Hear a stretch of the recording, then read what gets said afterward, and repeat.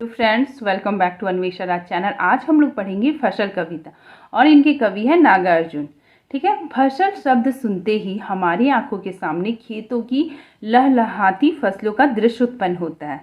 ठीक है। इस कविता में कवि ने फसल के पैदा होने में जिन जिन तत्वों का योगदान हुआ है उनके बारे में बताया है। ठीक है।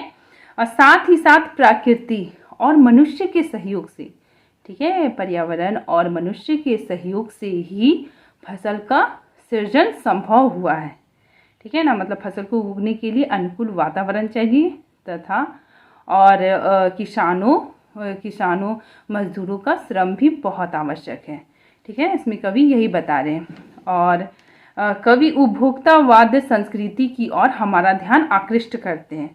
ठीक है। उपभोक्तावाद संस्कृति के इस दौर में कवि ने कृषि संस्कृति की ओर हमारा ध्यान आकृष्ट किया है। ठीक है। उपभोक्तावाद संस्कृति मतलब होता है बाजार संस्कृति। ठीक है ना। आजकल मतलब हम लोग सभी लोग क्या हो गए, उपभोक्तावादी हो गए हैं। ठीक है ना। मतलब बाजार गए, कुछ भी सामान लेके आ गए। ठीक है ना। जरूरत मतलब सामान लेके आ गए, फिर उसका कोई इम्पोर्टेंस नहीं है। ठीक है ना। जैसे हम लोग मार्केट गए और चावल लेके आ गए, ठीक है ना, या कुछ सब्जी लेके आ गए, तो बना तो ठीक है, नहीं तो फिर कोई खाया नहीं तो वेस्ट हो गया। ठीक है ना। तो मतलब इसमें कवि यह बताना चाह रहे हैं कि वो सामान बनने के पीछे की प्रक्रिया क्या है। ठीक है ना। फसल को उगाने में कितने लोगों का, किसानों का, मजदूरों का कितना श्रम होता है। ठीक है। कितना उनका परिश्रम होता है। इस चीज़ को कवि ने इस कविता में दर्शाने की कोशिश की है। चलिए कविता स्टार्ट करते हैं। कवि कवि कहते हैं, एक एक के नहीं, दो के नहीं, ढेर सारी नदियों के पानी का जादू है। ठीक है। यहाँ पे कवि बोल रहे एक नदी का नहीं, दो नदी का नहीं, ढेर सारी नदियों का पानी का जादू है इस फसल में। ठीक है ना। मतलब यहाँ बोल रहे हैं कवि की जब बहुत सारी नदियाँ, ठीक है ना, बहुत सारी नदियों का पानी क्या होता है, वाष्पीकरण होता है। ठीक ना। उसका पानी सूर्य की रोशनी पड़ती है और उसका जो पानी है वो क्या होता है, वाष्प बन के ऊपर आकाश में चला जाता है और बादल बन जाता है। ठीक है ना। तो बादल बनने के बाद क्या होता है, वो वर्षा हो जाती है। वर्षा होने से सारा पानी नीचे आ जाता है। ठीक है। तो वही पानी क्या होता है, फसलों में पड़ता है और फसलों में पड़ने के कारण क्या होता है, फसल बहुत ही अच्छी फसल होती है। ठीक ना। मतलब बीजों में अंकुर फूटने लग जाता है और बहुत अच्छी फसल होने लग जाती है। ठीक है। और इसका दूसरा पहलू ये भी है कि मान लीजिए जब छोटी छोटी नदियाँ हैं, ठीक है, तो छोटी छोटी नदियाँ हैं तो वो क्या होती है ना कि इधर से भी छोटी नदी आ रही है, इधर से, और एक जो मुख्य नदी है उसमें आके मिलती है। ठीक है ना। मतलब सहायक नदी इधर से आ रहा है और नदी में मिल रहा है। ठीक है। तो वो छोटी छोटी नदियों के पानी का गुण क्या हो रहा है, इस बड़ी नदी में मिल रहा है। ठीक है ना। तो ये बड़ी नदी जब बहती है और मतलब नदी के किनारे जो फसल उगता है, ठीक है ना, गेहूं वगैरह पंजाब की तरफ में, तो उसमें क्या होता है ना कि मतलब ढेर सारी नदियों के पानी का जादू आ जाता है। ठीक है। मतलब वो फसलों को बहुत ही उपजाऊ बना देती है, मतलब बहुत अच्छा फसल होता है। ठीक है। तो इसमें यही कवि कहना चाह रहे हैं कि असंख्य नदियों के अमृत जैसे पानी का प्रभाव होता है। ठीक है ना। उन ढेर सारी नदियों के पानी का जादुई असर इन फसलों में होता है। ठीक है। नेक्स्ट देखिए, एक के नहीं, दो के नहीं, लाख लाख, कोटि कोटि हाथों के स्पर्श की गरिमा है। ठीक है ना। यहाँ पे कवि बोल रहे हैं कि एक आदमी का नहीं, ठीक है ना, एक मनुष्य का नहीं, दो मनुष्य का नहीं, लाखों लाखों, कोटि कोटि, कोटि कोटि मतलब क्या होता है, करोड़ों करोड़ हाथों की स्पर्श मतलब उसकी छुअन की गरिमा या महत्व है। ठीक है ना। यहाँ पे कवि बोल रहे हैं कि एक किसान से फसल नहीं उगता है, मतलब फसल को उगाने में ढेर सारे किसानों मजदूरों का मेहनत होता है। ठीक है। उनकी परिश्रम का परिणाम ही फसल है। ठीक है। इसमें कवि बोल रहे हैं कि लाखों करोड़ों मजदूरों के हाथों की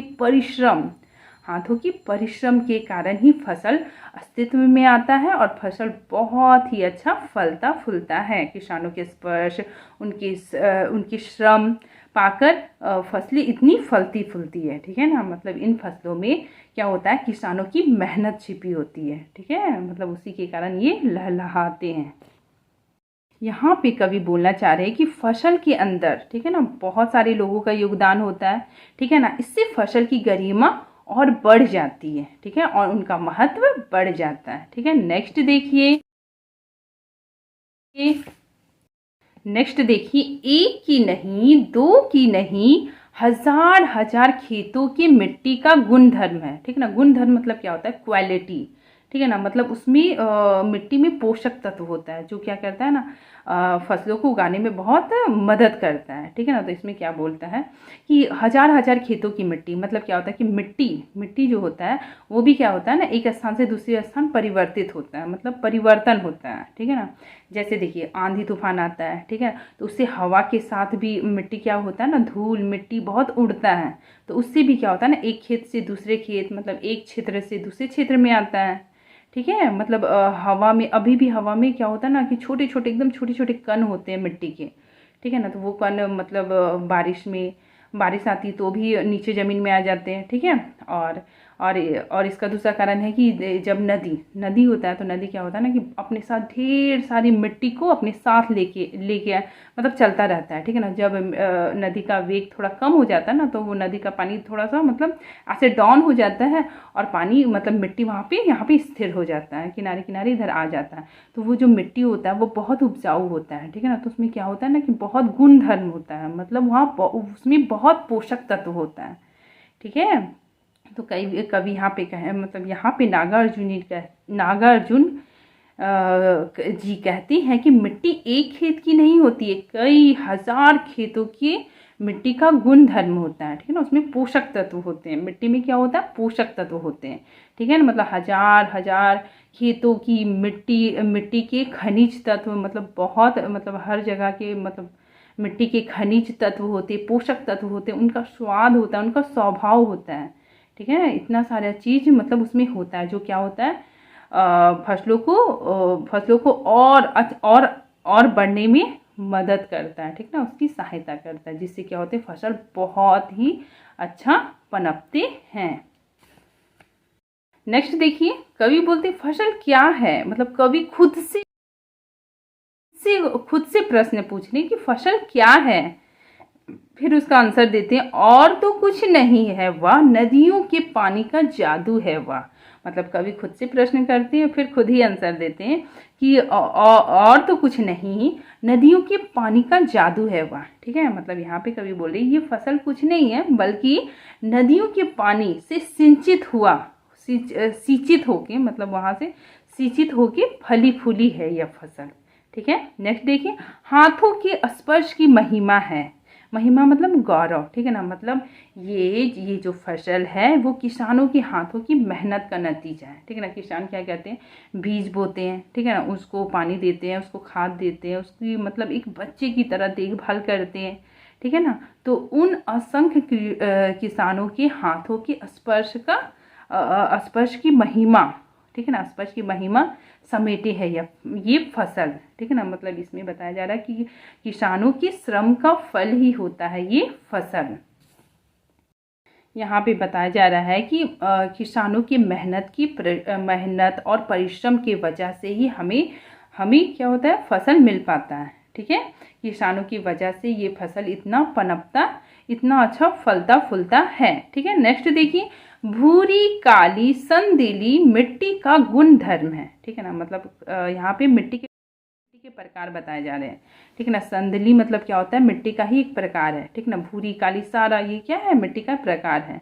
तो इसमें क्या होता है कि मिट्टी का गुण धर्म है इसमें, ठीक है। गुण धर्म मतलब उसमें क्वालिटी है। अब यहाँ पे मिट्टी के योगदान को बताया जा रहा है कि किसी भी फसल में मिट्टी का होना बहुत ज़रूरी है, ठीक है ना। तो मिट्टी भी ऐसी होनी चाहिए जिसमें क्या हो, पोषक तत्व हो, ठीक है ना, उसमें गुण धर्म हो, उसमें क्वालिटी हो, ठीक है ना। जैसे भूरी मिट्टी, काली मिट्टी, संदली मिट्टी, इसमें क्या होता है ना, हर मिट्टी में अपना अपना पोषक तत्व होता है, ठीक है। मतलब उसका अपना क्या होता है ना, अपना रंग होता है, मिट्टी में अपना पोषक तत्व होता है, उसका अपना अलग स्वाद होता है, ठीक है। तो वो जो इतने सारी जो मिट्टियाँ हैं ये फसलों में आने से, मतलब फसल वो सारी पोषक तत्वों को लेके मतलब पनपती है या उपजती है, ठीक है। तो इसमें बताया जा रहा है कि ये जो फसल है इसमें मिट्टी का भी बहुत ज़्यादा योगदान होता है, ठीक है। नेक्स्ट देखिए, रूपांतर है सूरज की किरणों का। ठीक है ना, रूपांतर मतलब क्या होता है, बदला हुआ रूप। ठीक है ना, जैसे फसल होता है तो उसके लिए सूरज की किरणों का होना भी बहुत ज़रूरी है। ठीक है ना, मतलब सूरज का जो किरण है वो क्या करता है ना, फसल पे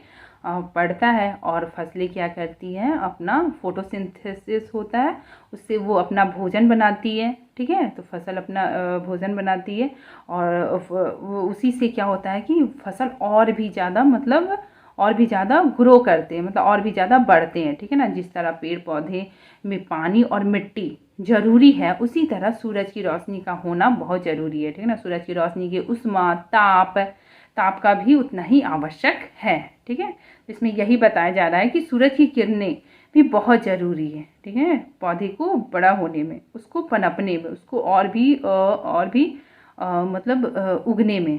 ठीक है, तो इसमें यही बताया जा रहा है। नेक्स्ट है सिमटा हुआ संकोच। संकोच है हवा के थिरकन का। ठीक है ना, संकोच मतलब होता है और सिकुड़ना। ठीक है ना, हवा के थिरकन का। थिरकन मतलब नाचना। मतलब क्या होता है ना कि फसल है वो क्या करती है, मतलब हवा के थिरकन से क्या करने लगती है ना, इधर उधर डोलने लगती है, ऐसे ऐसे नाचने लग जाती है। ठीक ना, हवा ने इसे थिरकने यानी इधर उधर डोलने का गुण भी दिया है।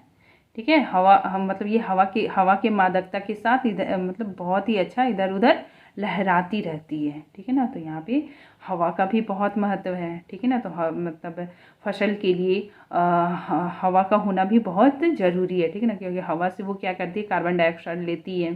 ठीक है ना, तो उससे भी वो क्या होता है, बहुत ज़्यादा ग्रो करती है। ठीक है, तो फसल क्या है, मतलब फसल हवा के साथ भी क्या करती है, हवा के मादकता के साथ वो इधर उधर थिरकती है, मतलब इधर उधर नाचती है। ठीक है, तो इसमें बताया जा रहा है कि इस प्रकार कवि फसल के पैदा होने के लिए नदियों का पानी, पहले मैंने बताया, नदियों का पानी, किसानों और मजदूरों का श्रम, ठीक है, मिट्टी के गुणधर्म, उसकी क्वालिटी, ठीक ना, और हवा का योगदान बताया है। ठीक है, बस ये कविता इतना ही है। Thank you friends.